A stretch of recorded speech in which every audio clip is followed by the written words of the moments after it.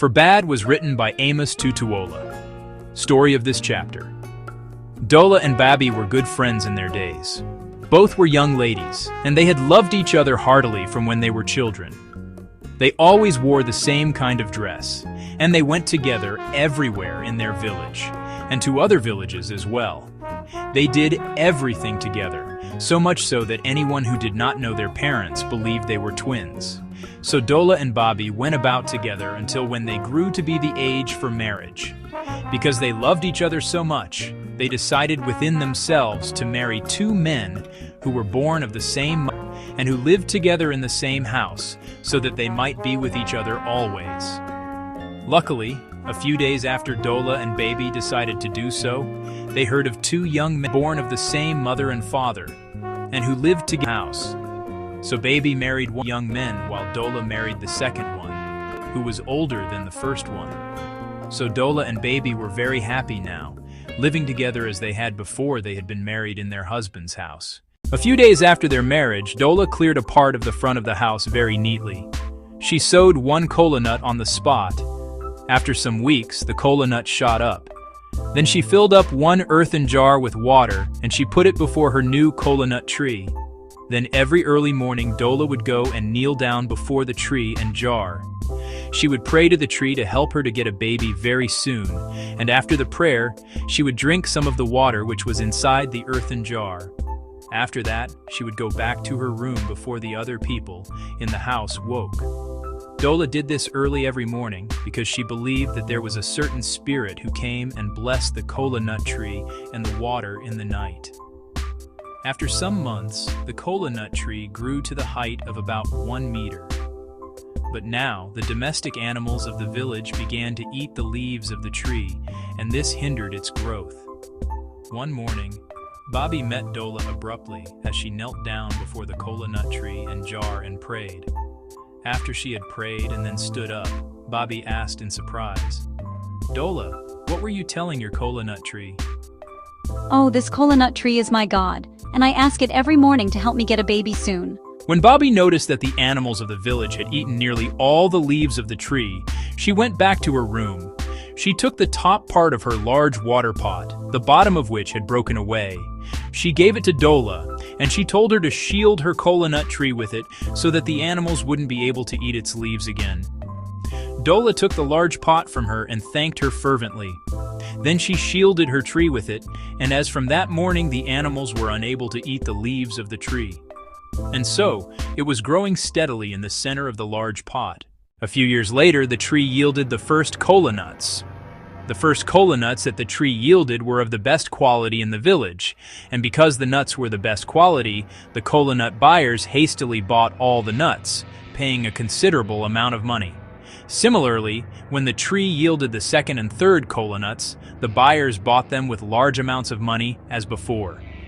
In selling the kola nuts, Dola became a wealthy woman within a short period. Having seen this, Babi became jealous of Dola's wealth. Jealously, Babi demanded back the water pot. "Dola, will you please return my large water pot to me this morning?" Dola was greatly shocked. She asked, "What? The broken water pot without a bottom?" "Yes, my broken water pot. I want to take it back this morning." "Well, the water pot cannot be returned to you at this time, unless I break it into pieces before it can come from around my kola nut tree." "You must not break it or split the head of my water pot before you return it to me." "I say it cannot be taken away from the tree without breaking it or cutting the tree down." "Yes, you may cut your tree down if you wish to do so, but all I want from you is my water pot." "Please, baby, I remind you now that both of us started our friendship when we were children. Because of that, don't try to take your water pot back at this time." "Yes, of course. I don't forget at any time that we are friends, but at all costs, I want the water pot now." That revealed to Dola at last that Babi simply wanted to destroy her kola nut tree so that she might not get the nuts from it to sell anymore. She went to the chief of the village. She begged him to help her persuade Babi not to take the head of her water pot back. However, when the chief of the village failed to persuade Babi not to take the water pot back from Dola, he judged the case in favor of Babi and said that Dola must return the water pot to her. Then to her sorrow, Dola's kola nut tree was cut down.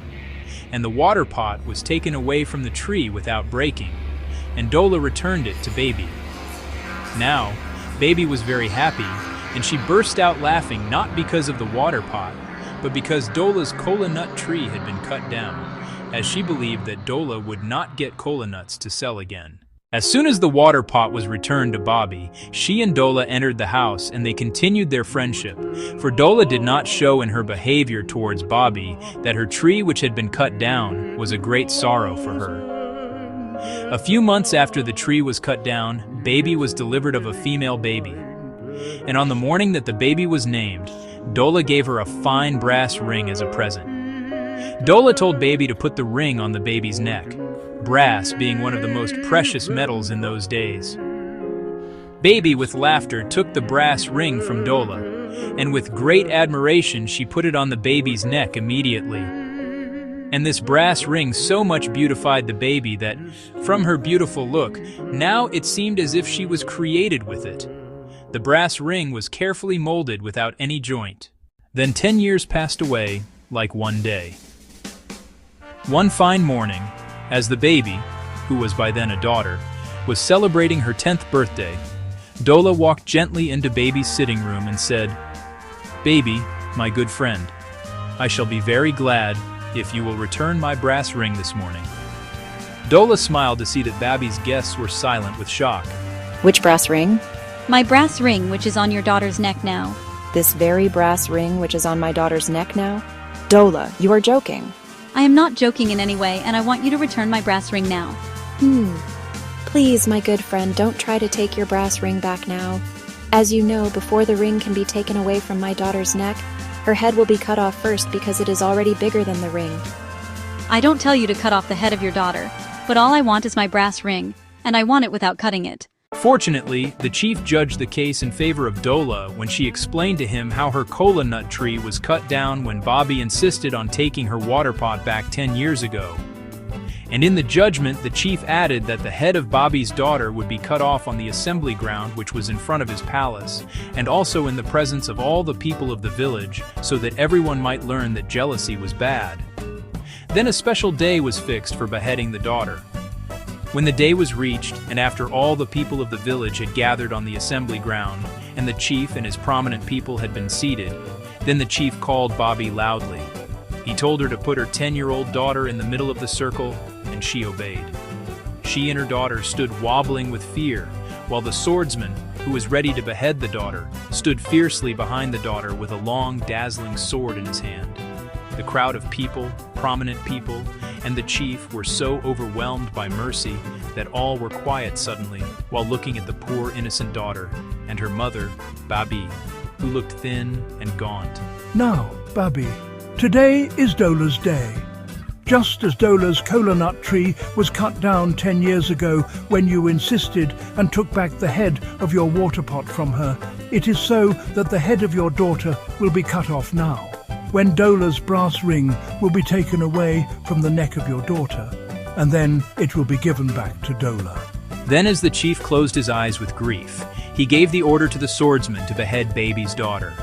But just as the swordsman raised his sword up to cut the head off, Dola hastily stopped him by pulling his arm down, and then she announced loudly, "It will be a great pity if this daughter of mine is killed because she has not offended me. No, it was her jealous mother." And I believe if we continue to pay bad for bad, bad will never finish on earth. Therefore, I forgive Baby all that she has done to my kola nut tree, of which she was jealous. The chief and the rest of the people clapped and shouted loudly with happiness when they heard this announcement from Dola. Then everyone went back to his or her house, and Dola and Babi were still good friends throughout the rest of their lives. Please like, share, and subscribe to my channel for more videos. Write in comments that what type of videos you want,